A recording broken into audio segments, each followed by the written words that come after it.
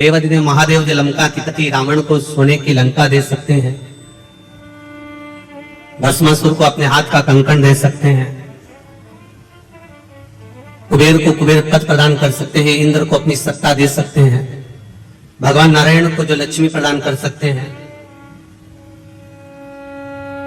भगवान राम के लिए स्वयं समुद्र के किनारे रामेश्वर के रूप में विराजमान हो सकते हैं, जो भगवान कृष्ण के लिए नागेश्वर और सोमनाथ के रूप में विराजमान हो सकते हैं,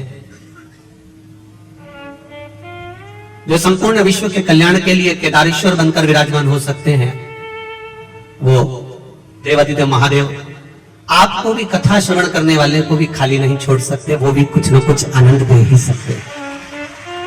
क्योंकि ये शिव भक्ति ही कुछ ऐसी है।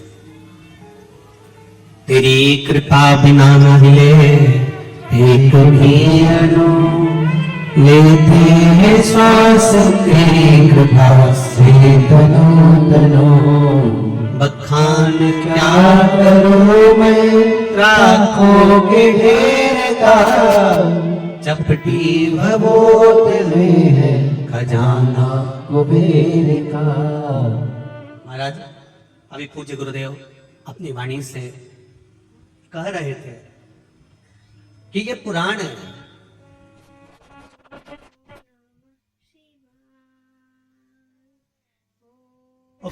मतलब होता है पुराना लेखा जोखा, जो आज का नहीं है।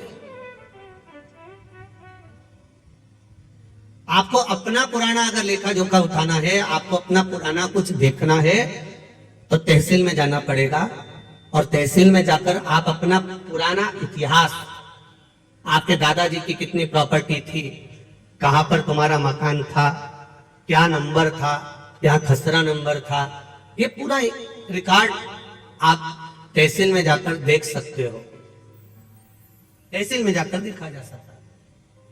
पर हमारे सनातन धर्म का अगर कहीं रिकॉर्ड देखना हो, हमारे सनातन धर्म की अगर आनंदता देखना हो, तो जैसे तहसील में पुराना रिकॉर्ड देखा जाता है, उसी तरह पुराणों में भी हमारा रिकॉर्ड देखा जाता है कि हमारा आनंद कहां छुपा हुआ, हमारा सुख कहां छुपा हुआ।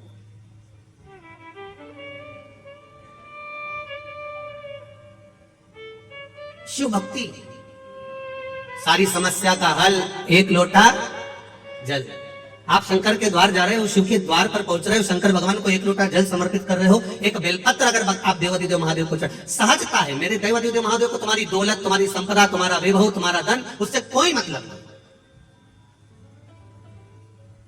अगर दौलत से मतलब होता मेरे देवादिदेव महादेव को, तो रावण ने भगवान शंकर से कहा था, भोलेनाथ कैलाश पे रहते रहते तुम्हें बहुत समय हो गया, अब मैं तुमको लंका लेकर जाना चाहता हूं, सोने की लंका में आप रहिए, स्वर्ण की लंका में आप विराजमान रहिए, चलिए मेरे साथ, आप सोने की लंका में चलिए। भगवान जानते हैं कि ये लंका अधिपति रावण है, ये विद्वान जरूर है पर विद्यावान नहीं है। पहले भी कथा में कहा है, आज फिर कहते हैं, विद्वान और विद्यावान में अंतर होता है। हनुमान जी के आगे कहा जाता है विद्यावान गुणी अति चातुर, पर रावण के आगे कोई भी ये नहीं कहता कि ये विद्यावान है, रावण के आगे लोग कहते हैं ये विद्वान है। इतना विद्वान जिसने अपने भुजाओं के बल पर कैलाश पर्वत को उठा लिया था, जो भगवान शंकर को राजी कर लेता है, जो देवताओं को अपने वश में कर लेता है, इतना विद्वान था। पर नहीं कहा कि ये विद्यावान था, क्योंकि विद्वान और विद्यावान में अंतर होता है। विद्वान अपने अहंकार में इतना फूल जाता है कि वो किसी के आगे झुकना नहीं जानता, और विद्यावान हर एक के आगे झुककर चलता है। जैसे मेरे हनुमान जी महाराज खड़ी हर पल हर क्षण श्री राम जी महाराज के आगे झुककर खड़े हुए, प्रणाम कर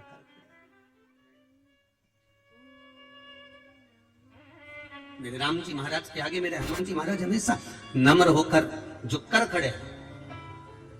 क्यों? क्योंकि विद्यावान गुणी अति, विद्या जिसके भीतर विद्या सही तरह से प्रवेश कर जाती है, जो ज्ञान पूर्ण तरह से आनंदित कर प्राप्त कर लेता है, वो झुकना सीख जाता है। और जो अधूरा ज्ञान प्राप्त करता है ना, जिसको अधूरा ज्ञान प्राप्त होता है, वो अकड़ में जीता, अहंकार में जीता, अभिमत्ता में जीता। तो रावण विद्वान तो बन गया था पर विद्यावान नहीं बन पाया। उसका अभिमान उसके सामने बार बार अड़ जाता था।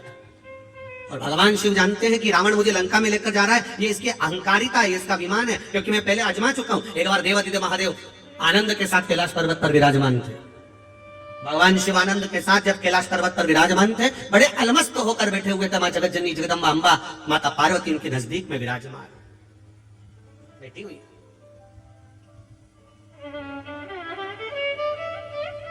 विशर्मा बाबा के पुत्र कुबेर भी हैं और विशर्मा बाबा के पुत्र लंकाधिपति रावण भी है।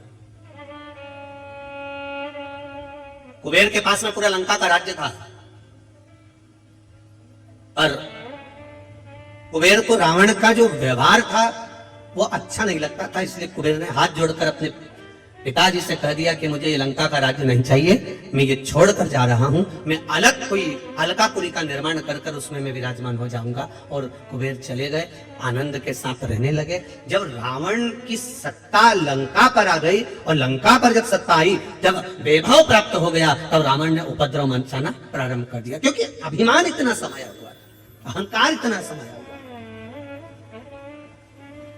एक बात अपने जीवन में उतार कर रखिएगा,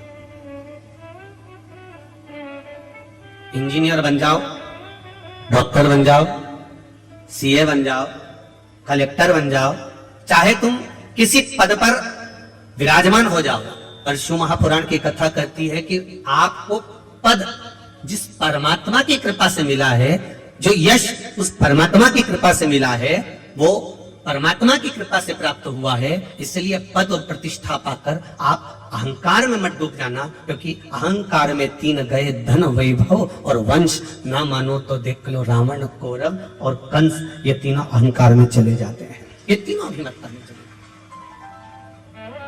गए। आप इंजीनियर बनिए, मना नहीं, आप कलेक्टर बनिए, मना नहीं, आप एसपी बनिए, मना नहीं, आप डॉक्टर बनिए, मना नहीं है, पर कहीं इतना अभिमान, इतना अहम, इतनी अहंकारिता हमारे भीतर प्रकट ना हो जाए कि जिसके बल पर हम पुनः फिर नीचे आ जाए। वो अभिमत्ता हमारे भीतर नहीं आना चाहिए।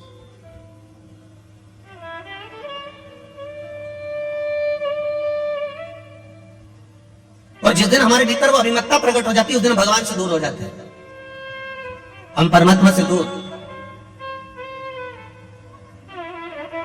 जब अभिमत्ता चली जाती है, फिर हम परमात्मा के करीब में आ जाते हैं, वापिस पुनः भगवान के पास। शिव कथा कर रही है, लंकाधिपति रावण को मालूम पड़ा, कुबेर जी को मालूम पड़ा कि लंकाधिपति रावण ने उपद्रव मचाया है, और ऐसा उपद्रव मचाया है कि पूरी तरफ हाहाकार मच गया। संतों को कष्ट देना, ब्राह्मणों को कष्ट देना, साधुओं को कष्ट देना, सन्यासियों को कष्ट देना, तपस्वियों को कष्ट देना, ये रावण ने देवताओं को कष्ट देना प्रारंभ कर दिया। तब कुबेर को मालूम पड़ा, तो कुबेर ये विचार करे, मैं अपने भाई को समझाऊं तो मैं ना जाऊं, किसी दूसरे को भेज दिया। करना चाहिए। परिवार यदि टूट रहा है, राष्ट्र यदि बिखर रहा है, अभी परम पूज्य गुरुदेव ने कहा कि राष्ट्र को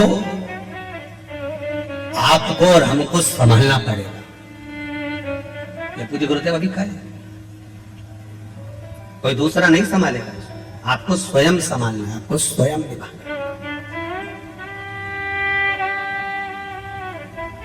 संत हो, सद्गुरु हो, तपस्वी हो, ब्राह्मण हो, सन्यासी हो, साधक हो, उपासक हो, वो संभाल लेते।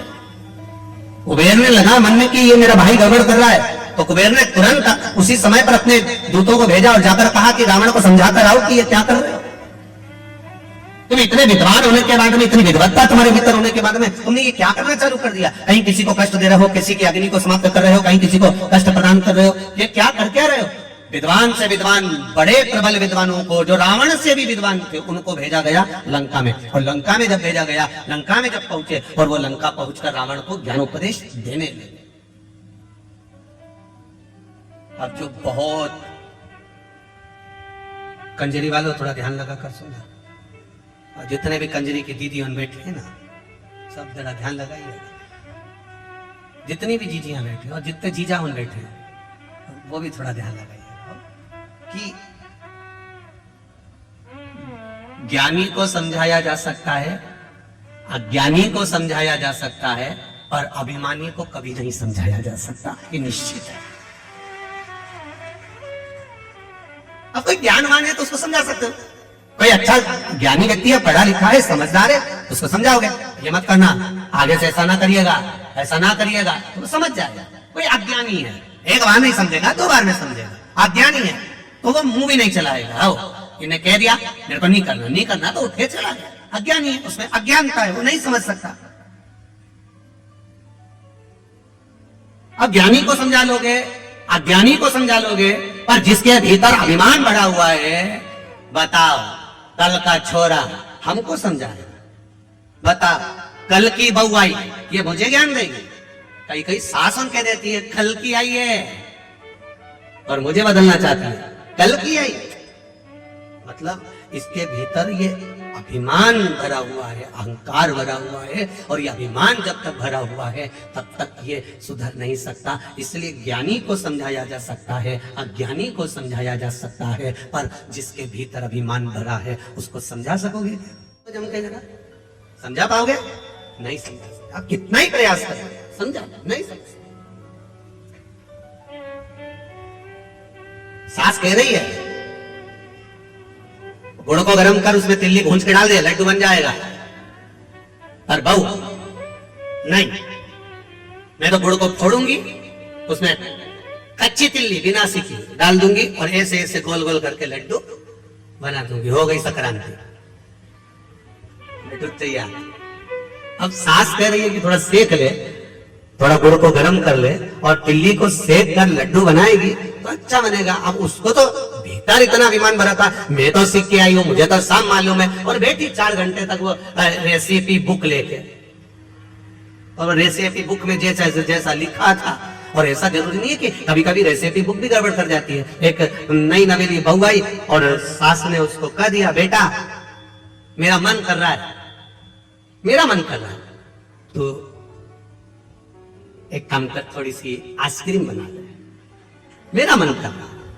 बहू ने कहा मम्मी तुम भी क्या आइसक्रीम खाना? अभी बनाती हूँ। उसने तुरंत अटैची में से रेसिपी बुक निकाली, 2 किलो दूध धीमी आंच पे रखो, गैस चालू करो, फिर धीरे धीरे उसको हिलाओ।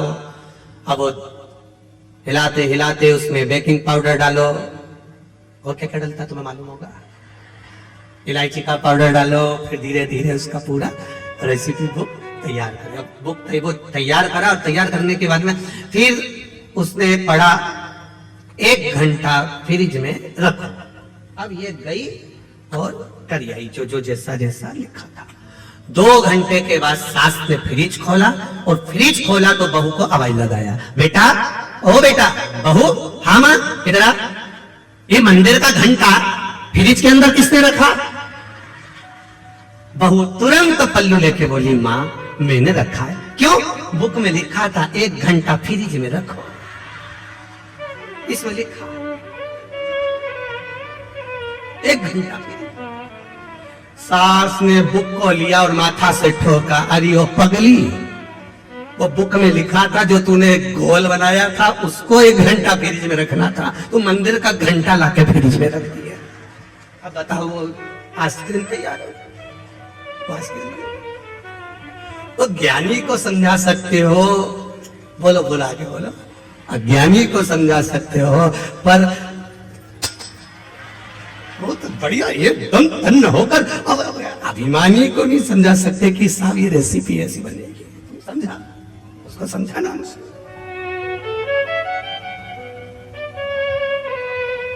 बहुत कठिन है समझा। और रावण को भी समझाने के लिए भेजा तो कुबेर ने भेजा किसको? अपने विद्वान गुप्तचरों को भेजा कि जाकर रावण को समझाओ। वो समझे तब तो, समझ जाता तो क्या बात था। नाना समझाया, विभीषण ने समझाया, मंदोदरी समझाई, पर समझे तब तो। स्वयं लंकाधिपति रावण को भगवान शिव ने समझाया, पर समझे तब तो। भगवान नारायण कई बार समझा दिए, देवर्षि नारद ने समझाया, इंद्र ने समझाया। ऐसा कोई देवता नहीं था 33 कोटि देवी देवता में जिसने लंकाधिपति रावण को नहीं समझाया, सब ने समझाया। ब्रह्मा जी ने बार बार समझाया, पर समझे तब।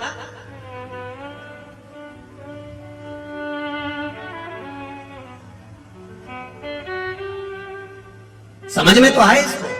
अब कुबेर जी ने भेज दिए अपने साथियों को और सारे गुप्तचरों को बोला और बोलकर कहा जाकर मेरे भाई को समझाना, ज्ञान देना, समझाना, मेरे को मालूम है वो रावण समझ जाएगा।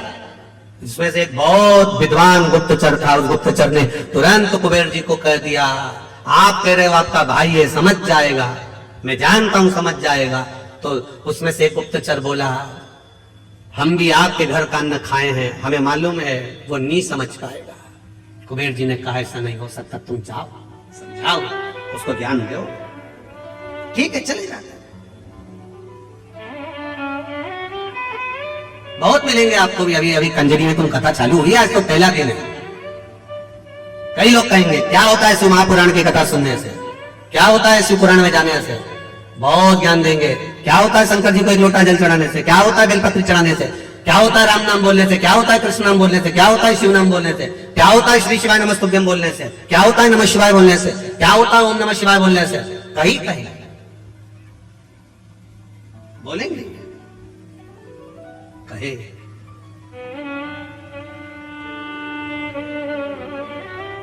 महाराज उनको एक बात जरूर कहना,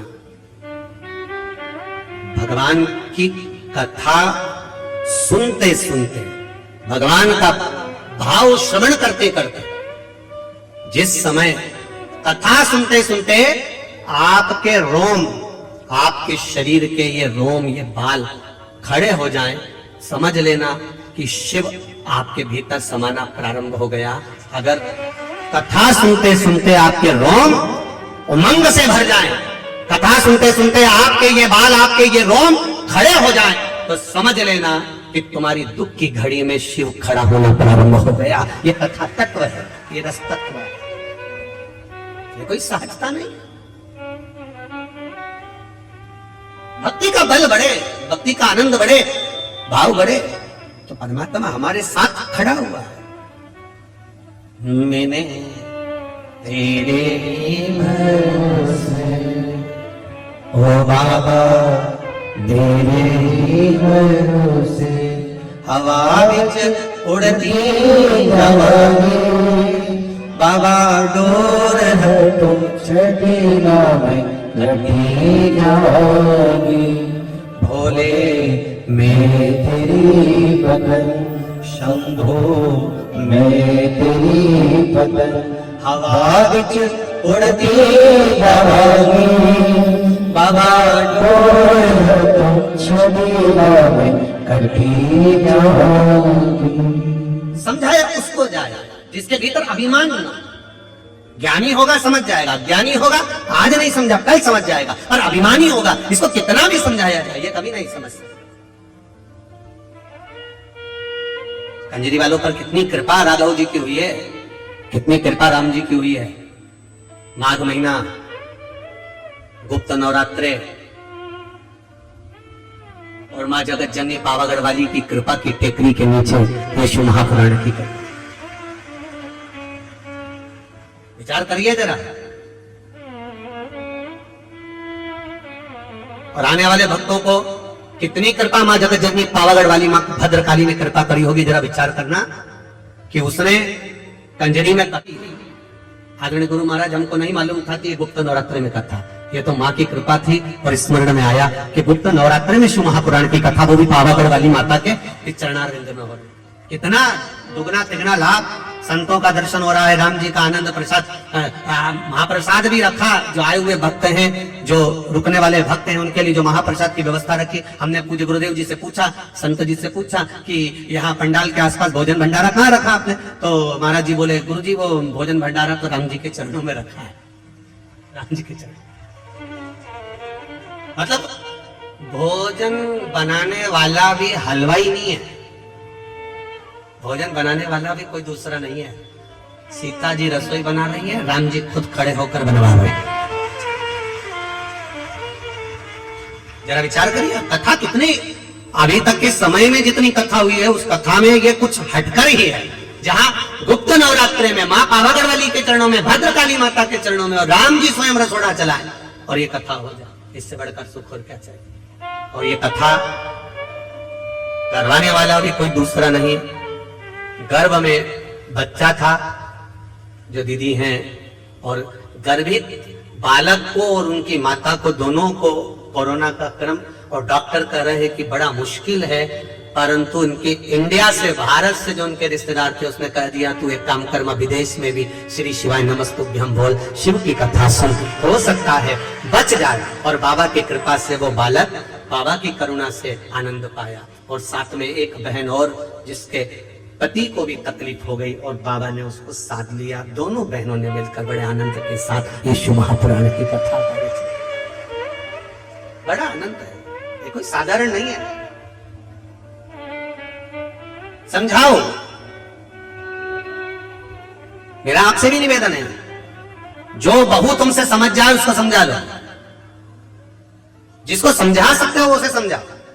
जो अभिमान में फूल गया उसको समझाने की जरूरत नहीं है, क्योंकि तुम उसे समझा सकते ही नहीं हो, चाहे कितना ही प्रयास करो, कितना प्रयास करोगे, हो ही नहीं सकता।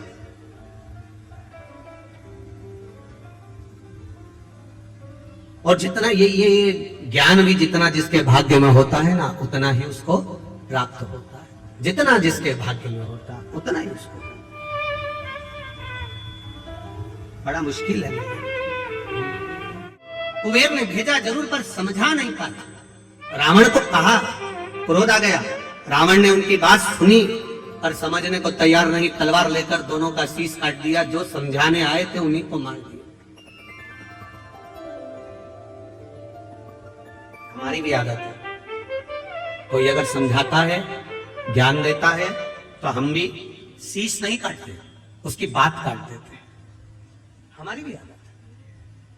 और कभी विचार करिए, कभी अपने जीवन में इस बात को उतारने का प्रयास करना कि कोई सतगुरु, कोई संत, कोई साधु, कोई सन्यासी, कोई तपस्वी, कोई साधक, कोई भगवंत, कोई साधना करने वाला, भजन करने वाला, कोई घर का बुजुर्ग, वयो वृद्ध, बड़ा हमको समझाता है तो हमारे नुकसान के लिए नहीं, हमको उन्नति की सीढ़ी पर चढ़ाने के लिए समझाता है।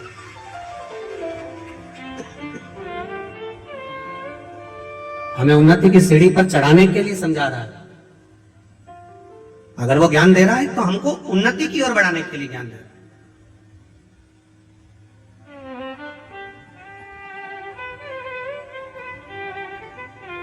समझा नहीं लंका दिखा, उठाया तलवार, चल दिया कुबेर के उस अलकापुरी में, और जाकर इतना उपद्रव मचाया, इतना उपद्रव मचाया, सबको मार गिराया। पुष्पक विमान को छुड़ा लिया। कुबेर को देवताओं ने ले जाकर एक स्थान पर छुपा दिया, जहां उनका उपचार हुआ, वो ठीक हो गए। अब पुष्पक विमान पर बैठकर लंकाधिपति रावण अपने मन के अनुसार चलने वाले, मन की गति से बराबर से भी तीव्र चलने वाले पुष्पक विमान पर बैठकर घूमने चले गया। अब देखिए शिवपुराण क्या कर रही है। अब चला,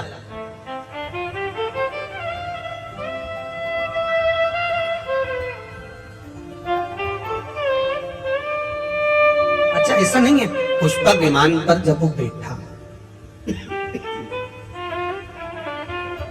पुष्पक विमान पर जब वो विराजमान हुआ, पुष्पक विमान पर जब वो बैठा, तो कुबेर का सिंहासन था, कुबेर की गादी थी। उस गादी पर बैठने के बाद उसकी बुद्धि थोड़ी सी कहीं ना कहीं विचलित हुई, कहीं ना कहीं उसमें विचलितता आई। बैठा वो, क्यों कहते हैं तीर्थ में जाकर बैठो, क्यों कहते हैं सदगुरु के चरणारविंद में बैठो, क्यों कहते हैं कथा में जाकर बैठो, क्यों कहते हैं किसी पवित्र नदी के तट पर जाकर बैठो, क्यों कहते हैं जहां संतों ने तप करा हो, साधुओं ने तप करा हो, कहीं तपस्या साधना करी हो, उस स्थान पर जाकर बैठो, क्यों कहते हैं कहीं धुपारा जल रहा हो, हजारों वर्ष का, सालों निकल गए, उस धुनी को रमते रमते संतों को उस धुनी के पास जाकर बैठो, क्यों कहा जाता? उस स्थान पर बैठने का फल कुछ अधिक प्राप्त हो जाता। जैसे समझो उसको, एक बस का ड्राइवर चाय पीने चला गया। काय का ड्राइवर? बोलो बोलो, जम के बोलो जरा। अच्छा और जम के बोलो। बस का ड्राइवर गया क्या पीने? चाय पीने। और कोई व्यक्ति उस ड्राइवर की सीट पर जाकर बैठ गया और उसने स्टीयरिंग पकड़कर यूं यूं हिलाता था।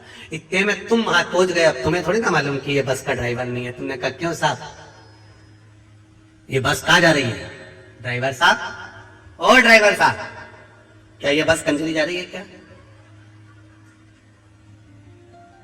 ए ड्राइवर साहब, अब वो ड्राइवर जो स्टीयरिंग पकड़ा था वो, और जैसा वो दूल्हा नहीं होता शादी वाला कितना करता है, बस वैसा वो बस का ड्राइवर एकदम अकड़ गया। देखो मेरे को बस भी चलाना नहीं आती, केवल ड्राइवर की सीट पर बैठा और लोग कह रहे हैं क्यों ड्राइवर साहब बस कहाँ जा रही है, कंजरी जा रही क्या, पावागढ़ जा रही क्या? मतलब उसकी वैल्यू कितनी हो गई केवल सीट पर बैठने से। अब वो विचार कर रहा है कि सीट दूसरे की है, बस दूसरे की है, मैं तो केवल सीट पर थोड़ी देर बैठा हूं, वो चाय पीने गया, उतनी देर में मेरी इतनी इज्जत हो गई, अगर मैं बस चलाना सीख जाता तो मेरी कितनी इज्जत हो जाती। उसी तरह हमारा शास्त्र का है, उसी तरह हमारा शास्त्र का है। जब हम जरा सी देर किसी मंदिर में जाकर बैठते हैं तो लोग कहने लगते हैं क्यों पंडित जी कैसे हो, अब केवल तिलक लगाया, केवल मंदिर में बैठा, केवल मंदिर में, तुम कथा में जाकर बैठ जाओ, अभी तुम जाते जाते लोग कह देंगे श्री शिवाय नमस्ते, जय सीताराम जी की, आवाज पकड़ रहा है भाई, जय सीताराम जी की, श्री शिवाय नमस्तोभ्यम, तुरंत करने लगे तुरंत। फिर कोई से बात होगी तो कह देंगे साहब वो तो भगवान की कथा में रमी रहती है, उसको तो कथा इतनी अच्छी लगती है कि कहीं पर भी हो ना वो दौड़ के चली जाए। तो कोई कहेगा वो तो संतन हो गई रे, भगवान तो हो गई, वो तो सन्यासन हो गई, वो तो साधु हो गई।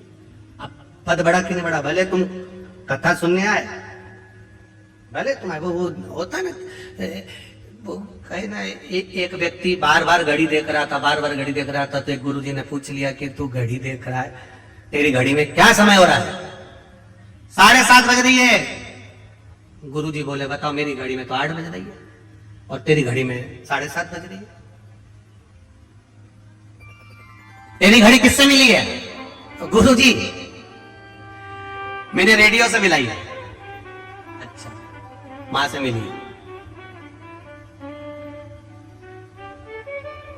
अब फिर उन्होंने दूसरे से पूछा तेरी घड़ी में देख 9 बज रही है, तूने किससे मिली, कहां से मिली? कहीं नहीं, ससुराल से मिली। गुरुजी बोले ये ससुराल से तो मिली है पर मिली किससे है ये तो मालूम होना चाहिए कि रेडियो से मिली कि टेलीविजन से मिली कि काय से मिली। तो कि गुरुजी कहीं से नहीं मिली, ये मेरे ससुराल से मिली। हमेशा पीछे ही चलती है,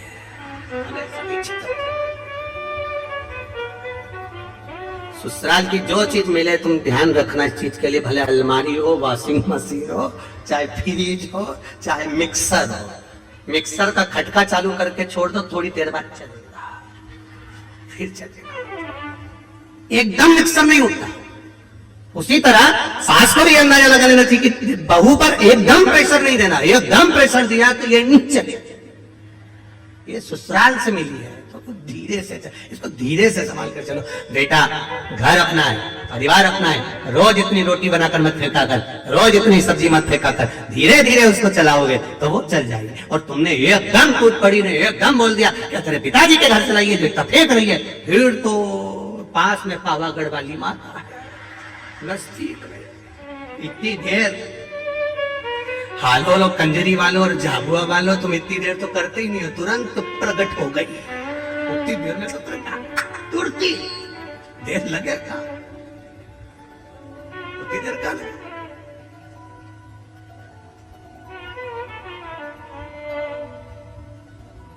महाराज फिर कुछ नहीं, अम्बे जय हो पावागढ़ वाली, हालोल कंजरी वाली, हम सब शिव कथा कर रही। लंकाधिपति रावण गादी पर जब बैठा, थोड़ी देर जब विराजमान हुआ, उस समय पर जो कुबेर का सिंहासन था, उस समय पर रावण की बुद्धि थोड़ी बदली।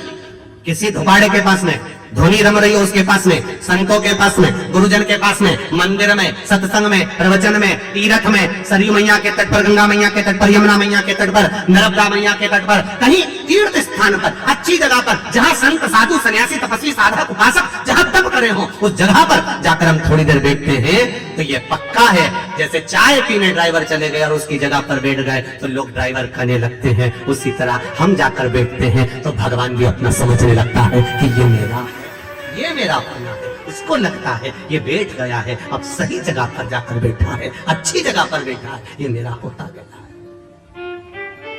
ये मेरा हो गया।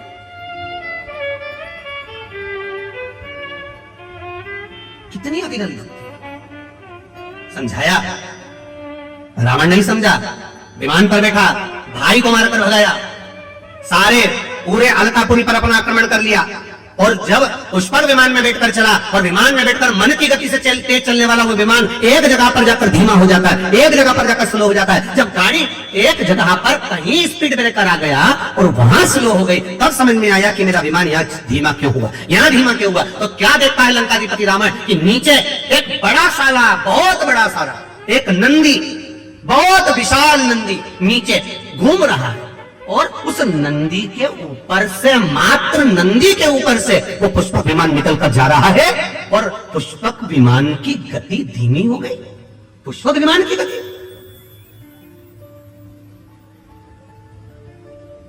रावण के साथ में जितने लोग बैठे थे उस पुष्पक विमान में, सब रावण से कहने लगे, महाराज ये तो मन की गति से तेज दौड़ने वाला पुष्पक विमान है, फिर आग कैसे हो गया, ये स्लो कैसे हो गया, इसकी स्पीड कम क्यों हो गई, इसकी गति कम क्यों हो गई।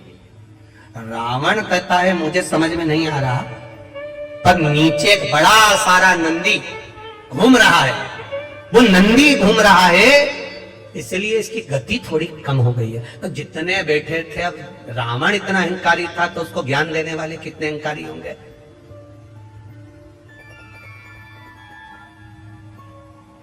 चाय गर्म होती है कि केटली गर्म होती है?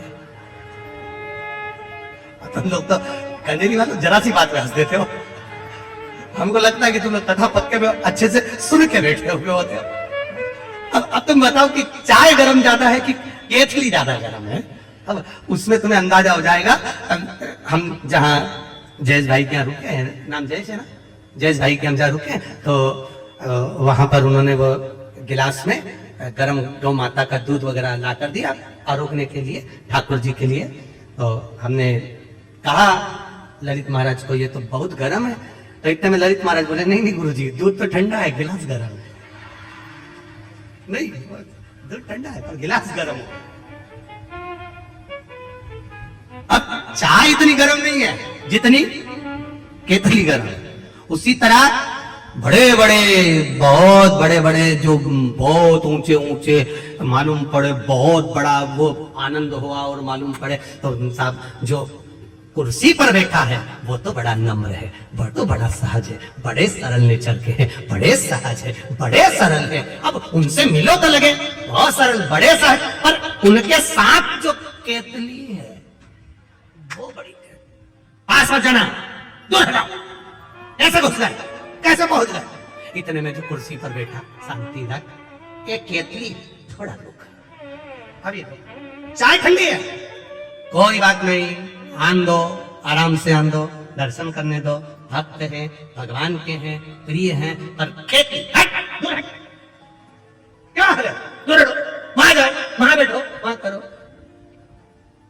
कई बार इन बाउंसरों को देखकर भी हमको ऐसा ही लगता है, केतली बड़ी गर्म, चाय तो ठीक है बड़ी गर्म, पर केतली बड़ी गर्म है।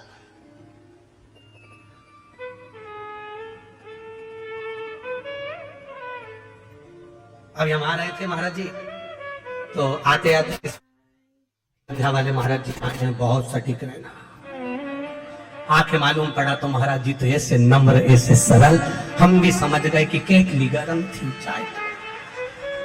संत इतना सहज, इतना सरल होता है, ये देखने को मालूम पड़ता है। यहाँ संतों की सभा में संत विराजमान है, यहाँ गुरुजन बैठे, इतनी नम्रता, इतनी सरलता में, क्या सुंदर उन्होंने अपनी वाणी से कहा है। महाराज जी दंडवत करता हूँ, प्रणाम करता हूँ, आपकी सहजता, आपकी सरलता। और एक थोड़े से प्रवचन में राष्ट्रोत्थान की भी बात कह देना, थोड़े से प्रवचन में आपके कल्याण की भी बात कह देना, थोड़े से प्रवचन में कर देना। अमूल्यता का आनंद है ये, रस तत्व। और किस्मत वाले को कंजूस करो, भाग्यशाली हो आप, जो हमारे बीच में इन पूज्य गुरुदेव का दर्शन अयोध्या से यहाँ चलकर हुआ है। ऐसा लगता है राम स्वयं आए, वृंदावन से कृष्ण स्वयं आए। ऐसा लगता है मेरा राघव यहाँ पहुंच गया। ये तत्व हमारे लिए, ये सुख। अब उतरा सिंहासन नीचे, नीचे उतरा और सिंहासन नीचे उतरते से पुष्पक विमान पे से नंदी के सामने राम के सामने खड़ा होकर कर दिया लंकाधिपति ने, तुम कौन? नंदी कहता है मैं नंदी। आप कहां जा रहे हो? हमें उस मार्ग पर जाना है। नहीं, उस मार्ग पर तो मेरा देव अधिकम रहता है, मेरा महादेव। रावण कहते हैं कि ये महादेव रह रहे हैं, तो वो तो भस्म रमाने वाला, जटाजूड़ बांधने वाला, मृगछाला पहनने वाला, गले में रुद्राक्ष की माला पहनने वाला, सर्प गले में धारण करने वाला, बिच्छू पहनने वाला, एक साधारण सा, साधारण, एकदम सहज सरल साधारण, तो उसमें दिक्कत क्या है? विमान तो ऊपर से जाएगा, महादेव तो नीचे बैठे हैं, फिर से दिक्कत क्या है? क्या तकलीफ? आज भी हमारे सनातन धर्म में, आज भी हमारे सनातन धर्म में भगवान का मंदिर होता है, शिवजी विराजमान होते हैं, शंकर भगवान बैठते हैं या राम जी बैठे या भगवान कृष्ण बैठे या देवी भवानी बैठे, जो भी देवता बैठते हैं, उसका आकृति ऐसी बनाई जाती है कि उसके ऊपर कोई पांव न रख पाए, कोई चढ़ ना पाए। लंकाधिपति रावण, तेरा विमान अगर ऊपर से जा रहा है तो उसमें श्रेष्ठता नहीं, क्योंकि मेरे महादेव बैठकर तब साधना कर रहे हैं, मां जगज्जननी पार्वती के साथ मेरे महादेव बैठे हैं। रावण ने कहा, अब इसको जब कुबेर नहीं समझा पाया, देवता नहीं समझा पाए, तो इसको ये नंदी कैसे समझा देगा? नंदीश्वर ने समझाना चाहा, नहीं माना, खूब समझाया, नहीं माना, खूब समझाया, नहीं माना, क्रोध आ गया। अब विद्वान हो, विद्यावान हो, विद्यावान को समझाओगे क्रोध नहीं आएगा, विद्यावान को कहोगे तो क्रोध नहीं आएगा। और जिसमें विद्वत्ता भरी होगी, जिसमें अहंकार भरा होगा, जो अपने आप को विद्वान समझता होगा, उसको अभिमान का, अहंकार का क्रोध तुरंत आ जाए। रावण को क्रोध आ गया, मेरा रथ निकलेगा तो यहीं से, पुष्पक विमान निकलेगा तो यहीं से, शंकर भगवान को उठाकर मैं ले जाकर दूसरी जगह रख देता हूं, दूसरी जगह रख दूंगा। और चला रावण, लंकाधिपति चला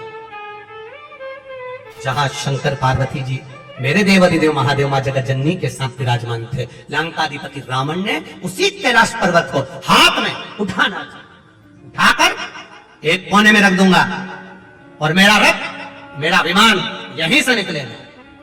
मेरे विमान को कोई स्लो कर दे, उसकी गति धीमी कर दे, यह हो नहीं सकता। और जो हाथ पर पर्वत को उठाया, थोड़ा सा ही उठा था, इतने में महादेव को मालूम पड़ा कि नंदी ने समझाया पर नहीं समझा। तब मेरे महादेव ने अपने पैर का अंगूठा जैसे नीचे करा, करते से ही दोनों हाथ लंकाधिपति रावण के उसमें दब गए। रावण भी विद्वान था, जब शीश 10 थे तो हाथ भी इतने थे, दूसरे लगाए। शिव जी ने कहा तू लगा ही ले, लगा दम, उठे, हाथ दब गए। पर्वत के नीचे चिंगार पड़ा, चीख पड़ा, भयंकर नाद करने लगा। ऐसी गर्जना करी कि जिन नारियों का गर्व था वो वहीं गिर गया। इतना भयंकर चिल्लाया लंकाधिपति रावण, इतना भयंकर। नंदी ने देखा, नंदी ने देखा।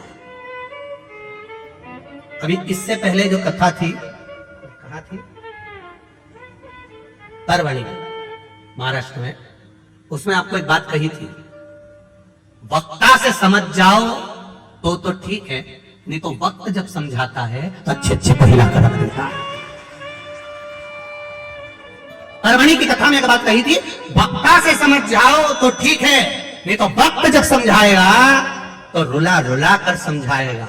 इसलिए वक्ता और वक्त है, वक्ता समझाता है तो वक्त बदल देता है, और वक्त समझाता है तो तेरी दशा बदल देता है। दोनों में अंतर है। वक्ता अगर समझाएगा और उसके कहने पर चल दिए, हाँ हमें भगवान का भजन करना है, हाँ हमें राम नाम कृष्ण नाम शिव नाम जपना है, हमें भगवान के मंदिर जाना है, एक लोटा जल चढ़ाना है, शिव को बेलपत्र चढ़ाना है, शंकर को चढ़ी हुई बेलपत्र का पान करना है, कर्णारविंद को धारण करना है, वक्ता के कहने पर चल गए तो ये निश्चित है तुम्हारा वक्त बदल जाएगा, समय बदलेगा और तुम उन्नति की सीढ़ी पर चढ़ते चले जाओगे। पर तुम वक्ता से नहीं बदले, और वक्त ऐसा आएगा कि जब वक्त थप्पड़ मारता है तो रो रो कर जिंदगी नरक जैसी हो जाती है। जब वक्त थप्पड़ मारता है तो फिर रोना ही पड़ता है। इसलिए वक्ता समझाए तब तक समझना जरूरी है। आज रावण के हाथ फंसे, वक्ता मिला था श्री नंदीश्वर, नंदी जी मिले थे तो नंदी ने समझाया। भगवान शंकर के नंदी समझा रहे, रावण समझ रहे ऊपर से मत जा, नहीं समझा, नहीं मैं तो जाऊंगा, तो हाथ फंसा कर बैठ गए। नहीं समझा, समझ जाता तो बात नहीं। कितना समझाए लोग, कितना कहते हैं साहब समझ जाओ रे, समझ जाओ रे, समझ जाओ रे, पर नहीं समझो तो फिर आगे क्या कर सकता, नहीं समझो, समझो। अब बैठे नहीं, रावण चीख रहा है, हाथ दबा हुआ है, चिंघाड़ रहा है, चिल्ला रहा है, फिर कोई नहीं आया। तब वो नंदी जो वक्ता था, जिसने ध्यान दिया था, समझाया था, वो नंदी आया और नंदी ने आकर कहा रावण मैंने तुझे समझाया था, तू समझता क्यों नहीं है, तो क्यों नहीं समझा।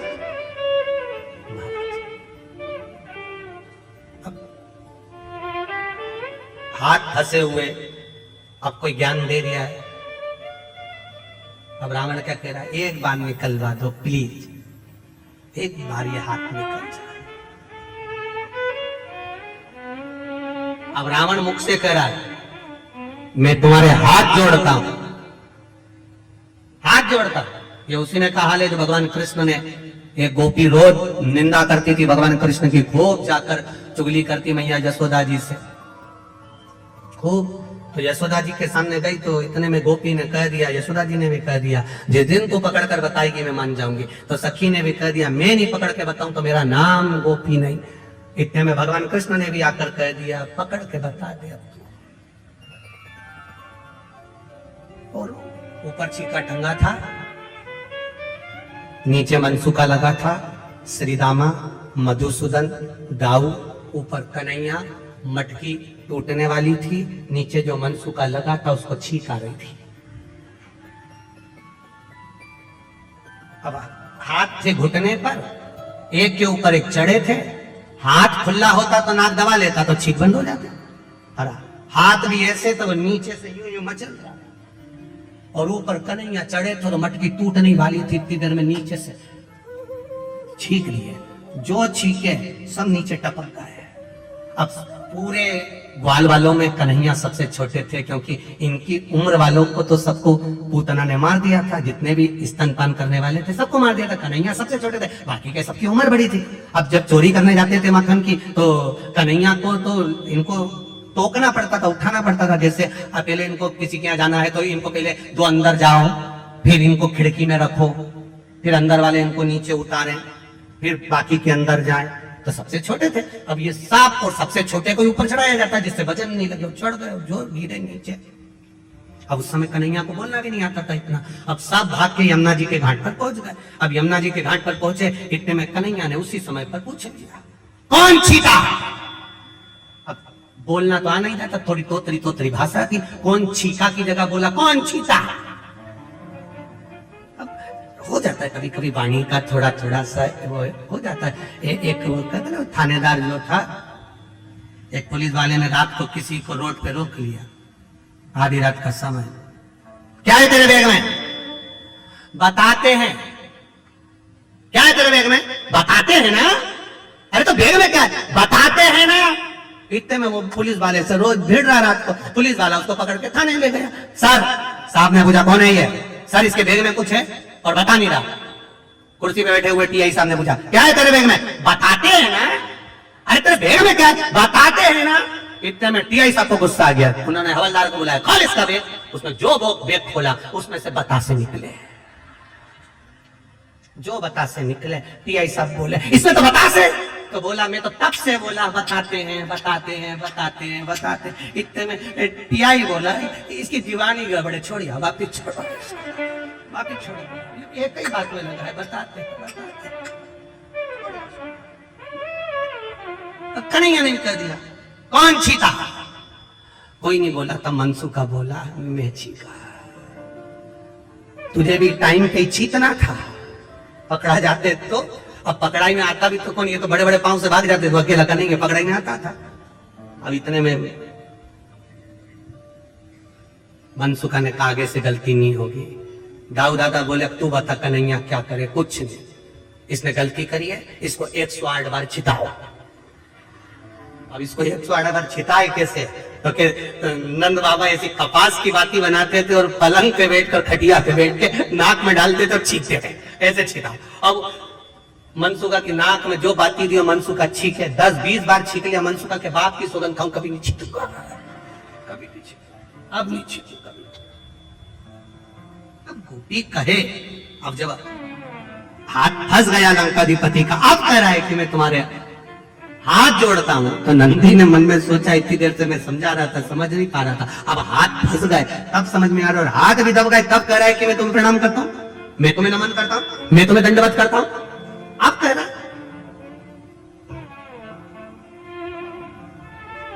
हाथ फंस, हम जब पूरी तरह से फंस जाते हैं, बुरी तरह से फंस जाए, तब फिर हमको याद आता है कि हमें भगवान की शरणागति में जाना है, आखिरी में, अंत में। और अगर हम पहले ही पहुंच, एक पत्र आया है बड़ा सुंदर, देखिए,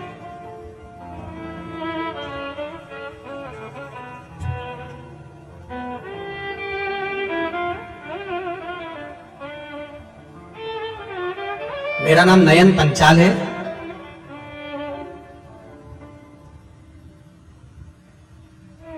अहमदाबाद वस्त्रापुर से हूं। मोबाइल नंबर ये कहाँ है, आप ही हैं, दोनों हाथ हिला दे एक बार। श्री शिवाय नमस्तुभ्यम, श्री शिवाय नमस्तुभ्यम। मंत्र का क्या बखान करूं मैं, शब्द नहीं है। हम कनाडा टोरंटो में थे, वहीं मेरी पत्नी को पीलिया हुआ, उसे अस्पताल में भर्ती किया गया। डॉक्टर ने बताया कि इसे तो पेट में गठान है और कैंसर की है। कनाडा टोरंटो के बड़े से बड़े हॉस्पिटल में दिखाया गया और उसको कैंसर और कैंसर की गठान बताई गई। हम उसे इंडिया लेकर आए, यहाँ के डॉक्टरों को भी हमने चर्चा करी, उन्होंने भी कह दिया इसको ऑपरेशन करना पड़ेगा, इसके पेट में गांठ है और वो कैंसर की है। तब मेरी पत्नी की एक सहेली, उसने बताया कि श्री शिव महापुराण की कथा आस्था चैनल पर आती है, कभी समय मिले तो उसको सुनो और शंकर भगवान पर एक लोटा जल चढ़ाओ, श्री शिवाय नमस्तुभ्यम का जाप करिए और एक बेलपत्र शिव पर चढ़ी हुई भगवान शंकर से कहकर कि बाबा आप महामृत्युंजय हो और आप दुनिया के दुख हरने वाले हो, मेरा भी दुख, मेरा भी कष्ट हरिए, बाबा से प्रार्थना करें। तब हम शिव जी पे चढ़ा हुआ जल चढ़ाने लगे, अहमदाबाद के डॉक्टरों को दिखाने लगे। डॉक्टरों ने कहा इसका ऑपरेशन करना जरूरी है, और तभी डॉक्टरों ने कहा इसको जॉन्डिस कैंसर की, इसको कैंसर जो है, वो जो गठान है वो पीलिया के अंतर्गत हुई है और वो बड़ी है, और कैंसर तो है ये निश्चित है। तब उसका इलाज चालू हुआ और बाबा की कृपा से हमने भी इलाज करते करते बड़ौदा की कथा जो हुई थी उस कथा को श्रवण किया। कथा सुनने पर हमने बाबा से प्रार्थना करी, बाबा विनती करते हैं इसकी गठान निकले मना नहीं, पर कैंसर ना निकले, ऐसी कृपा कर दीजिए। बाबा की कृपा ऐसी हुई, जब इलाज चालू हुआ, गठान को निकाला गया, तब बाबा की कृपा से उसको चेक करने के लिए भेजा। तो बाबा से हमने विनती करी थी अगली कथा जब पावागढ़ की होगी, अगर इसको कैंसर नहीं निकला तो हम कथा सुनने के लिए आएंगे, और कैंसर नहीं निकला हम कथा श्रवण करने के लिए आएंगे। जाना था हमको भी कनाडा वापिस, पर शिव महापुराण की कथा पावागढ़ की सुनकर जाएं, क्योंकि बाबा ने कैंसर से बचाया है। अब ठीक है, श्री शिवाय नमस्तुभ्यम देखिए, हर हर शिव तत्व ही ऐसा था, जब हम कष्ट में गिर जाए, तकलीफ में गिर जाए, तब हमें परमात्मा याद आता। शिव कथा करता, शंकर का गुणगान करता, तेरी कृपा बिना न हिले एक भी लेते हैं सांस, तेरी कृपा से बखान क्या करूं मैं, रातों के चपटी भगोरे इनके क्या मिलता है? अब उन्होंने बड़ोदरा की कथा श्रवण करी, वहां निर्णय लिया, बाबा ने स्वीकार किया, पावागढ़ की कथा में आ गए। आपसे भी निवेदन है, 7 दिन की कथा है, परिवार वालों को, घर वालों को, रिश्तेदारों को, नातेदारों को, सबको कह दो 7 दिन मुझे पंडाल में बैठकर कथा सुनना है, मेरे बाबा से लगन लगाना है, मुझे उसका हो जाना है, वो मेरा हो जाए, बस यही एक सुनो। अब क्या देगा? ये गुप्त नवरात्रि की कथा में पावागढ़ की माता के चरणों में राम जी की कृपा से 7 दिन की कथा में शिव महापुराण में वो क्या देगा, ये तो मेरा महादेव ही जान सकता है, इसके सिवा कोई नहीं जान सकता। हाथ दबा है रावण का, और रावण नंदी से कह रहा है मुझसे गलती हो गई, मैं तुम्हारे हाथ जोड़ता हूं। नंदी ने फिर कहा हाथ जोड़ने से होगा क्या? हाथ तो दबा है कैलाश के नीचे, होगा क्या? लोग कहते हैं जब सारे सहारे समाप्त हो जाते हैं तब लोग कहते हैं मेरा अंतिम विश्वास मेरा भगवान है। बोलो सही है कि गलत है? ये यहां पर राहुल कुमार जी बैठे हुए हैं। राहुल जी कहाँ गए? और जयंती भाई, संजय कुमार, जयंती भाई जी। तो जब महाराज जी इन्हीं के स्वास्थ्य में गड़बड़ हो गया था, संजय जी थे, भयंकर कोरोना, भयंकर तकलीफ, हॉस्पिटल, डॉक्टर ने भी जवाब दे दिया। जब इनकी धर्म पत्नी की आंख में जल भर गया कि अब कुछ भी नहीं बचा, तब महादेव से प्रार्थना करी, टीवी के सामने बैठकर शिव महापुराण की कथा सुनते सुनते कहा तेरी कथा में करवाऊंगी, बस इनको अच्छा कर दे, ये शिव है। और आज संजय भाई जी और नवनीत जी आपको बहुत बहुत साधुवाद, जो गुरु जी की शरणागति में बैठकर आप शिव महापुराण की कथा करवा रहे, बैठिए, बहुत बहुत साधुवाद। हर हर बोल बम का नारा है, जम के बोलो जरा, बाबा एक सहारा है, एक सहारा। आपका विश्वास, आपकी दृढ़ता, ये छोटे से कस्बे में ये शिव महापुराण की कथा जरा विचार करिए, जो भूतों ने भविष्य थे कभी सोचा ही नहीं होगा, कंजरी वालों ने, हालोल वालों ने कभी नहीं सोचा होगा कि कथा हमारे क्षेत्र में हो जाए, पर भगवान ने ये मौका दिया है। तो इस मौके में जब गेंद आई है तो ऐसा चौका लगा लो कि ग्राउंड के बाहर ऐसा चौका लगा लो। मौका दे भगवान तो भजन का ऐसा चौका लगाओ, ऐसी भक्ति का चौका लगाओ कि भगवान भी कहे कि ये मेरा आनंद सुख पा रहा है। हाथ दब गया लंकाधिपति का, रावण का हाथ दबा, चीख रहा है, चिल्ला रहा है, पर वो निकल नहीं रहा। नंदी से कहा, नंदी मुझसे गलती हो गई, मैं तेरे हाथ जोड़ता हूं, क्षमा मांगता हूं। नंदी कहते हैं मुझसे क्षमा मांग कर क्या करोगे? मुझसे क्षमा मांग कर क्या करोगे? गलती वक्ता कभी नहीं कहेगा कि आप मुझसे क्षमा मांगो, वक्ता कहता है कि आप शिव की शरणागति में जाइए। जो वक्ता तुमसे कहे कि तुम मेरे पास में आओ, मेरे पास बैठो, मेरे करीब में आइए, मेरे नजदीक में आइए, मेरे पास आकर बैठिए, वो श्रेष्ठ नहीं हो सकता। वक्ता जो तुमको ले जाकर भगवान के दरवाजे तक छोड़ दे और कहे कि ये तेरा दुख मिटा देगा, समझ लेना वो श्रेष्ठ, उसमें श्रेष्ठ। करो भजन, हाथ दबा लंकाधिपति रावण का। नंदी करे मैंने तुझे समझाया, तू समझा नहीं। जब वक्ता से नहीं समझ सकता तो वक्त समझाता, और जब हाथ दब गया पहले ही समझ जाता कि इस रथ को, इस पुष्पक विमान को लेकर यहां से नहीं जाता, रास्ता बदल लेता तो चल जाता। पर तूने आकर करी, अहंकार करा, अभिमान करा कि जाऊंगा तो इसके ऊपर से जाऊंगा, बस तो फिर हाथ फंसा, निकाल ले। नहीं बोला, नंदी जी भी नहीं बोले, शंकर भगवान ने इशारा कर दिया नंदी को, तू बोलना ही मत, दबे रहने दे इसको, दबे रहने। जब अभिमान वाला व्यक्ति जब किसी जगह पर दबता है तो सारी दुनिया के लोग उसका आनंद लेते हैं। दबे रहना, अच्छा है, खूब कर रहा था, खूब अहंकार में था, खूब अभिमत्ता में था, दबे रहना। महादेव उस समय पर नंदीश्वर से कहा, तो रुक, इसका अभिमान तोड़ना जरूरी है, जब तक इसका अभिमान नहीं टूटेगा तब तक ये मेरा नहीं होगा। मुझे मेरा बनाने के लिए अभिमान का त्याग करवाना जरूरी है। और महाराज हाथ जब दबा रहा, चिंगारता रहा, तब रोता रोता भगवान शिव की स्तुति अब करने लगा। अब स्तुति शंकर की कर रहा, अब शिव की शीश पे गंगा है, गले में रुद्राक्ष माला है, शेषनाग सर्प तुम्हारे कालिया गले में पड़ा हुआ है। हे शिव करुणा करिए, हम तो आपके हैं, हम जान नहीं सकते, हमसे गलती हो गई, क्षमा कर दो। तब देवाधिदेव महादेव ने पांव के अंगूठे को ऊपर करा, तब रावण का हाथ बाहर निकला। निकलते से रावण बाहर निकलते से शंकर जी से बोला, तुम्हें क्या चाहिए? अब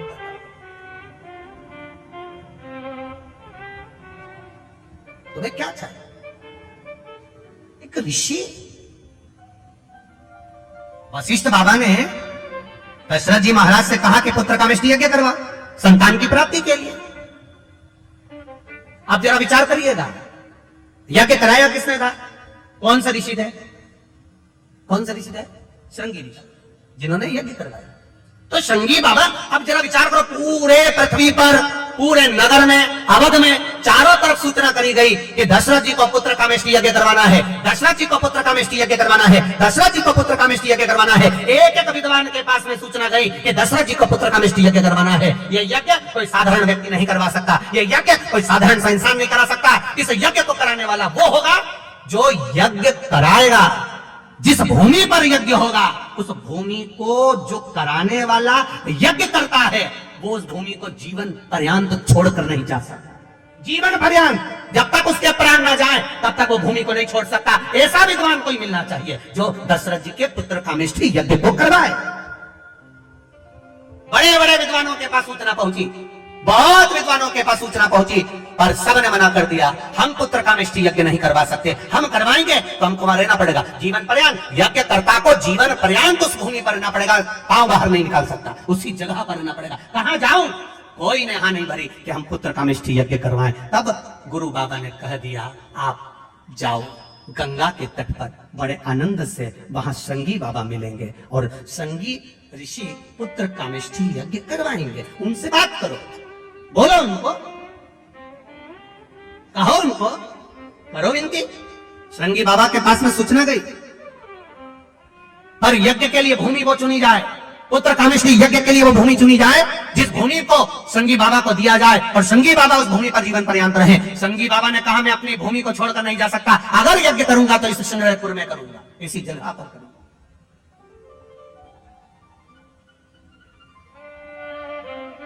जहां अयोध्या की आखिरी सीमा है, अवध की आखिरी सीमा, अवध की आखिरी सीमा, उस अवध की आखिरी सीमा जहां है, वहां पर बैठकर श्रृंगी बाबा पुत्र कामेष्टि यज्ञ करवाते हैं। तो दशरथ जी ने श्रृंगी बाबा से एक प्रश्न कर लिया, गुरुदेव मैंने इस यज्ञ के बारे में सुना है, जो यज्ञ कराएगा वो यहीं पर रह जाएगा, यज्ञ कर्ता को यहां रहना पड़ेगा, बाहर नहीं निकल सकता, एक पांव बाहर नहीं कर सकता। जितनी भूमि पर यज्ञ होगा वो भूमि उसकी हो जाएगी और वहीं उसको रहना पड़ेगा, उसी जगह पर। पहले ये नियम था सनातन धर्म में, आजकल तो वह नियम समाप्त हो गया। पहले जिस भूमि पर यज्ञ होता था वो भूमि यज्ञकर्ता की हो जाती थी, पहले ऐसा नियम था। उस भूमि पर जहां यज्ञ हो रहा है वो भूमि उसकी। अब वो नियम चला गया, समाप्त। ऋषि श्रृंगी बाबा ने कहा, अगर मेरे यज्ञ करवाने से, अगर मेरे यज्ञ करवाने से वैकुंठ अधिपति नारायण पृथ्वी पर आ जाए तो इससे बढ़कर खुशी क्या होगी मेरे लिए, इससे बढ़कर आनंद क्या होगा,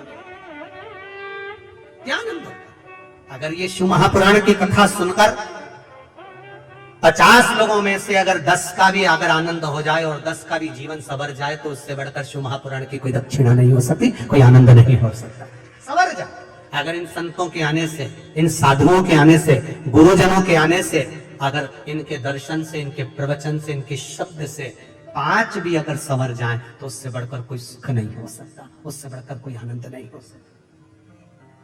करो भजन, करो भक्ति, करो स्मरण। दशरथ जी ने कहा श्रृंगी बाबा से, गुरुदेव आप यज्ञ करा रहे हो, आप यज्ञ करता हो, इस यज्ञ को करने में कितना समय लग जाएगा, इस यज्ञ का समय कितना है? तब गुरुजी ने कहा, श्रृंगी बाबा बोले, जब भक्ति करने बैठो, भजन करने बैठो, स्मरण करने बैठो, कीर्तन करने बैठो या दान करने के लिए बैठो, तब समय मत देखो, घड़ी मत देखो और कीमत मत देखो कि दान की गई वस्तु कितने की थी, उसकी कीमत का नहीं देखो, घड़ी नहीं देखनी, समय नहीं देखना। भगवान के भजन करने का समय नहीं देखा जाता, माला जपने का समय नहीं देखा जाता, ठाकुर जी के श्रृंगार का समय नहीं देखा जाता, भगवान के दर्शन का समय नहीं देखा जाता, कथा श्रवण करने का समय नहीं देखा जाता, संत सदगुरु की शरणागति में जाने का समय नहीं देखा जाता। क्यों? इनके लिए समय की सीमा क्यों नहीं होती? क्योंकि मौत का भी कोई समय नहीं होता कि किस समय पर मृत्यु आएगी। अगर आपने घड़ी देख ली कथा सुनने के समय पर, आपने घड़ी देख ली दान करते समय पर, आपने घड़ी देख ली मंदिर जाते समय पर, आपने घड़ी देख ली दर्शन करते समय पर, तो मृत्यु के समय पर भी आप क्या घड़ी देखोगे? नहीं, अभी 8:45 बजा है, नहीं मरूंगी, चाहे कुछ भी हो जाए, घड़ी नहीं जाएगा जब यहां से कुछ भी ना पास होगा, 2 गज कफन का टुकड़ा मेरा निवास होगा। जाएगा कौन सा? कौन?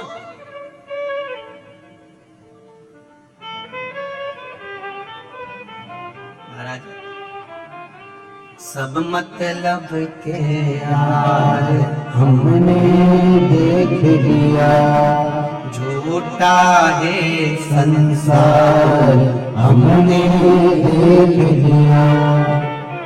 देख लिया संसार हमने देख लिया, झूठे नाते झूठे रिश्ते, झूठे नाते झूठे रिश्ते, झूठे नाते झूठे रिश्ते, झूठे नाते झूठे रिश्ते, झूठा है संसार हमने देख लिया, झूठा है संसार हमने देख लिया, सब मतलब के यार हमने देख लिया। बस एक है, वो मेरे परमात्मा की शरणागति, केवल एक।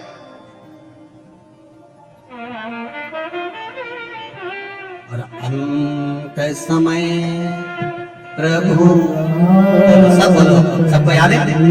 हाँ बोलो जरा जम से, अंत समय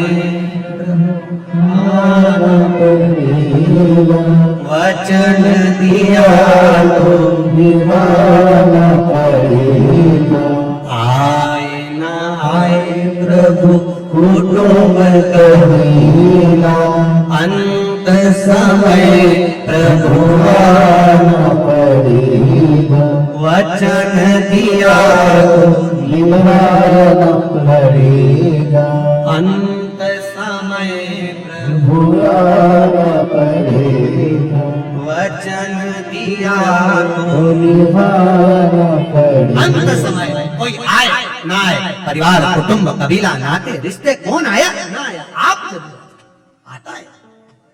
वैकुंठ में रहने वाला वैकुंठ में रहता है, ब्रह्मलोक में रहने वाला ब्रह्मलोक में रहता है, इंद्रलोक में रहने वाला इंद्रलोक में रहता है, और मेरा देव अधिदेव महादेव मृत्यु लोक में रहता है। इसलिए तुरंत आता है, तुरंत, क्षण भर की देरी नहीं, आ जाए। आया, शिव कथा कर रही है, भगवान शंकर का संवाद कर रहा है, शिव महापुराण की कथा कर रही है, वेद व्यास जी महाराज वर्णन कर रहे हैं। लंकाधिपति रावण हाथ छूटा, छूटते से महादेव से बोले, क्या देऊं मैं आपको, मेरा हाथ छूट गया है। शिव जी कहते हैं, कुछ मत दे दादा, कुछ मत। कोई कोई ऐसा होता है जो देने के बाद कभी नहीं कहता कि मैंने इसको दिया, और कोई कोई ऐसा होता है जो देने के बाद 25 बार कह देता है मैंने दिया। जैसे पहले कथा में कहा, एक व्यक्ति जा रहा था ससुराल, उसका दोस्त रास्ते में मिल गया, उसने दोस्त से मन में सोचा अकेला गाड़ी में जा रहा हूं, इसी को बिठा के ले जाओ, उसको बिठा के ले। उसने कहा मेरे पास कपड़े नहीं है, तू क्या चिंता करता है? कुर्ता तो अच्छा लग रहा है, शर्ट अच्छी लग रही है, पजामा मैं दे दूंगा। उसने अपना पजामा दे दिया। अब पजामा दिया, ससुराल में बोल दोस्त भी गया, सबने आदर करा, सम्मान करा, चाय पिलाई, सब कुछ करा। फिर किसी ने पूछ लिया ससुर जी ने, ये कौन है? मेरा दोस्त है, रोड पे खड़ा था, मैं अकेला आ रहा था, फिरी थी गाड़ी, मैंने कहा तू चल चल। कुर्ता इसी का है, पजामा मेरा है। अब दोस्त को बुरा लग गया, बता, ये बताना कोई जरूरी है कि पजामा तेरा है? उसने तुरंत कोनी मार के कहा, अक्ल नहीं तेरे में, पजामा तेरा है, इसलिए नहीं आ रहा था तेरे साथ में, तुझे बहुत अहंकार है ना, तू बार बार अपनी चीज बताता रहता, इसलिए नहीं आ रहा था। अब नहीं बताऊंगा, कसम से अब नहीं बोलूंगा। इतने में इसके जमाई साहब के मामा जी ने कहा हमारे यहाँ शाम को भोजन करने आना। माँ चले गए, माँ भोजन करने गए तो मामा जी ने पूछ लिया, जमाई साहब ये कौन है? मेरा दोस्त है, अकेला आ रहा था गाड़ी में तो इनको बिठा लाया। कुर्ता भी इनका, पजामा भी इनका। अब तो उसको और तेज मिर्ची लगी, अब और क्रोध में आ गया। इसने फिर कोनी मार के कहा, अकल नहीं है तेरे में? मामा जी ने पूछ लिया, मतलब कुर्ता भी इनका, पजामा भी इनका, मतलब? इतने में उसने कहा, कुछ नहीं, कुर्ता इन्हीं का था, पजामा मेरा। अब इसको फिर गुस्सा आ गया। इसने कहा, तुझे ये बताना जरूरी था कि कुर्ता भी मेरा, पजामा भी मेरा? अब आगे से बोला है तो सोच लेना, मैं तो जा रहा। नहीं अभी मत जा, पंच। इतने में मौसी आ गई। मौसी ने कहा, जमाई साहब कल सवेरे का भोजन हमारे यहाँ। ठीक है, जमाई भोजन करने गए, इसी को भी ले गए। इतने में मौसी जी ने पूछ लिया, यह कौन? अकेला आ रहा था, गाड़ी खाली थी, दोस्त में रोड पे खड़ा था, मैंने कहा चल बिठा कर लिया यार। पजामे का कोई जिक्र नहीं करूंगा। अब इसको फिर गुस्सा, अब इसने बाहर निकल के इसको पकड़ कर पजामा उतार के दे दिया। तेरा पजामा तू ही धर ले। जब देखो जब पजामा पजामा पजामा होता है। कई लोग एक डब्बा तेल देते हैं, कितना तेल? एक डब्बा घी दिया, एक डब्बा तेल का दिया, और 50 बार कहते हैं बूंदी मैंने बनवाई है, बूंदी मैंने बनवाई है, बूंदी मैंने बनवाई है। जब तक वो बूंदी पूरी खत्म नहीं हो जाए तब तक वो बूंदी बनी रहती है। एक डब्बा घी, एक डब्बा तेल और 1 महीना बूंदी, 1 महीना बूंदी चलती है। हम गए थे राम मंदिर, हमने बूंदी बनवाई थी, 1 डब्बा घी दिया था। अब राम जी महाराज की कृपा, इतने में राम जी के पंडित जी ने कह दिया, तुम्हारा डब्बा तुम ही ले जाओ। क्या करे वो पजामे? कहना जरूरी है कि पजामा हमारा है, पजामा हमारा है। रावण ने कहा, प्रभु मेरा मन कर रहा है आपको कुछ देने का, मेरा हाथ छूट गया, बोलो क्या दूं? देवादिदेव महादेव ने कहा, नहीं चाहिए देर से दादा, मैं सब समझता हूं, तू एक बार देगा 50 बार कहेगा। कई लोग रहते हैं, एक फोन पे काम कर देते हैं पर 50 काम तुमसे करवा लेते हैं। बहुत संभल के रहना, दुनिया वालों से बहुत चतुर है, महाविद्वान, बहुत कहा मुझे कुछ नहीं चाहिए, रावण चला गया। अब एक दिन रावण गया और रावण जाने के बाद रावण की विद्वत्ता देखिए, उसका विचार करिएगा। जब रावण की विद्वत्ता था, रावण ने विचार करा कि मैं क्यों ना, जब महादेव ने मेरा हाथ छोड़ दिया तो मैं महादेव को लंका लिया, सोने की लंका में सुखी रहेंगे भगवान। भगवान से कहा, मैं तुम्हें सोने की लंका में रखना चाहता हूं, आप चलो मेरे साथ में। भगवान शंकर ने मन में सोचा, इसके यहाँ जाना और आफत मोल ले, नहीं जाऊंगा, चाहे कुछ भी हो जाए, इसके यहाँ तो नहीं जाऊंगा। ये भी तप में लीन हो गया, मुझे महादेव को ले जाना, मुझे देवादिदेव महादेव को ले जाना, मुझे शंकर जी को ले जाना, ये भी तप में लीन हो गया। ऐसी तप साधना, ऐसी तप साधना, ऐसी तप साधना लंकाधिपति रावण ने करी, ऐसी तप साधना करी कि महादेव को प्रसन्न होना पड़ा। क्या चाहिए? आपको लंका लेकर जाना है। शंकर भगवान ने अपना शिवलिंग प्रकट करा, लेकर चल। और सुन ले रावण, जहां तूने भूमि पर रख दिया उठने वाला नहीं, मानना तो वाला ही नहीं था, दे दिया शिवलिंग। रावण लेकर शिवलिंग को चला, चलते चलते बीच में समय आ गया, रावण को संध्या करना थी। इसने सोचा करूं क्या? रावण ने देखा शिवलिंग, शंकर भगवान ने भेज दिया गणेश जी को, बेटा अपने पिता के थोड़े से काम आ जाओ, जरा जाओ। रावण शिवलिंग को नीचे रखने लगे तो तू गोदी में ले लेना। गणेश जी छोटे से बच्चे का रूप रख कर गए, रावण के पास पहुंच गए। रावण बड़े बेचैन दिख रहे हो, क्या लेकर जा रहे हो? शिवलिंग लेकर जा रहे हो। क्या करना है? मुझे संध्या करना है। संध्या करना है? हाँ, तो शिवलिंग कहाँ रखूं? बच्चे ने कह दिया मुझे ले जाओ, आके मुझसे ले लेना, आप संभाल लोगे। आओ, रावण ने शिवलिंग गणेश जी के हाथ में दे दिया। रावण संध्या करने चले गए। गणेश जी थे, उन्होंने उस शिवलिंग को नीचे रख दिया और गणेश जी ने नीचे रखकर जल चढ़ाना प्रारंभ कर दिया। श्री शिवाय नमस्तुभ्यं, श्री शिवाय नमस्तुभ्यं, ओम नमः शिवाय, ओम नमः शिवाय। रावण आए तो उन्होंने देखा ये तो नीचे रख के पूजन कर रहा है। छोरा क्या बोलते गुजराती में, डीकरा।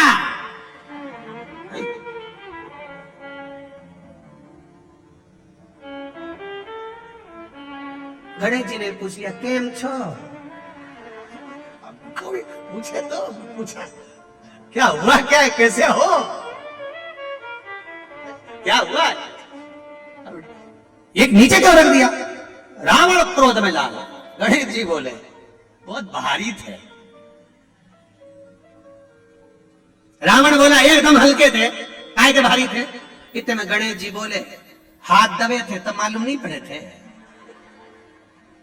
हाथ दबे थे तब हल्के दिख रहे थे कि भारी दिख रहे। रावण बोला ये तो अपने पहले का भी जानता है, छोरा कोई हल्का फुल्का नहीं है। रावण ने पूछ लिया तुम्हारे पिताजी का नाम क्या है? दीकरा बोला सिग्नेचर तुम्हारे हाथ पे करके दिया ऑटोग्राफ। वो मेरे बाप, मेरे पिता जिन्होंने ऑटोग्राफ करके दिया, मेरे पिता है। रावण बोला तुम कौन? गणेश जी ने अपना असली स्वरूप दिखाया। जो दिखाया लंकाधिपति रावण को क्रोध आया तो गणेश जी महाराज तो उसी समय पर थोड़े से पीछे सरके और पीछे से सरकते ही गणेश जी के पांव के नीचे से मूसक निकल कर बाहर आ गया, चूहा निकल कर बाहर आया। जैसे ही मूसक निकल कर आया इतने में तुरंत उसी समय पर लंकाधिपति रावण ने पूछा ये कौन है? भगवान गणेश जी महाराज ने कहा ये मूसक है जिसके ऊपर बैठकर मैं घूमता हूं, मैं घूमता। तो रावण ने पूछा तुम कहना क्या चाहते हो? गणेश जी महाराज बोले पिताजी नहीं जा सकते तो क्या हुआ, मैं तैयार हूं लंका जाने के लिए, मुझे ले चलो। और अकेला नहीं जाऊंगा, ये मूसक भी मेरे साथ जाएगा। रावण बोला तेरे हाथ जोड़ू, पूरी लंका का सोना कतर कतर के खजाओगे, नहीं ले जाऊंगा, ले ही नहीं। जो शिवलिंग भूमि पर रखा वो बैद्यनाथ बाबा के नाम से विख्यात हो गया। बोल बैद्यनाथ भगवान की हर हर। आवाज नहीं आई, जरा दमदारी से बोला हर हर। बैद्यनाथ जी के रूप में विराजमान हो गया। आगे जो कथा कही वेदव्यास जी महाराज ने, देवराज नाम का ब्राह्मण जो चोरी का धन लेकर एक मंदिर में पहुंच गया और शिवलिंग की सुंदर शिव पुराण की कथा को सुनकर उसने अपने चित्त को शंकर में रमा लिया, भगवान देवाधिदेव महादेव में रमा लिया। ऐसा देवराज नाम का ब्राह्मण था। प्राण त्यागे, बेलपत्री के वृक्ष के नीचे त्यागे, शिव के धाम चले गया। आगे जो वर्णन आता है, बिंदुक की कथा कही गई। एक बिंदुक नाम का ब्राह्मण चोरी का धन ला रहा था, एक पानी के स्रोत में गिर गया, प्राण छूट। तीन तरह से मरे हुए व्यक्ति को मोक्ष नहीं है। पानी में डूबकर मरा हुआ, स्त्री के हाथ से मरा हुआ, सर्प के डसे से मरा हुआ, तीन तरह से मरा हुआ व्यक्ति को वैकुंठ नहीं मिलता, मोक्ष नहीं मिलता। तब बिंदुक पानी में डूबकर मरा तो विचार आया कि कैसे इसको मुक्ति मिलेगी। तब उसका अंतिम संस्कार तो हुआ और वो प्रेत योनि में भटकता रहा। क्या करा जाए? चंचुला देवी ने काशी में जाकर शिव महापुराण की कथा को श्रवण किया, मुक्ति हुई। शंकर भगवान के धाम में पहुंची। माता पार्वती जी की सहेली चंचुला देवी बन गई। चंचुला देवी जब सहेली बन गई, मौन रहती थी, चुप रहती थी, विचार करती रहती। पार्वती जी ने पूछा तू चुप क्यों रहती है, मौन क्यों रहती है? कहा मेरे पति को मोक्ष नहीं मिला। तो तेरे पति के मोक्ष नहीं हुआ तो शिव महापुराण की कथा करवा जिससे तेरे पति को मोक्ष मिलेगा। किससे करवाऊं? देवऋषि नारद के पास पहुंची तो नारद जी ने कहा मुझे श्राप लगा है, मैं एक जगह नहीं रह सकता, तुम रुका जी से जाकर निवेदन करा। तब तुम रुका जी ने कहा कथा तो कह दूंगा, मना नहीं, पर जोड़े से यजमान कौन बैठेगा? चंचुला देवी कहती है मैं बेधव, मैं विधवा, मेरा बेधा पिता है, मैं यजमान पद कैसे लूं? जानकर देवाधिदेव महादेव से प्रार्थना करी। शिव जी ईश्वर जी बने, पार्वती जी गौरा जी बनी,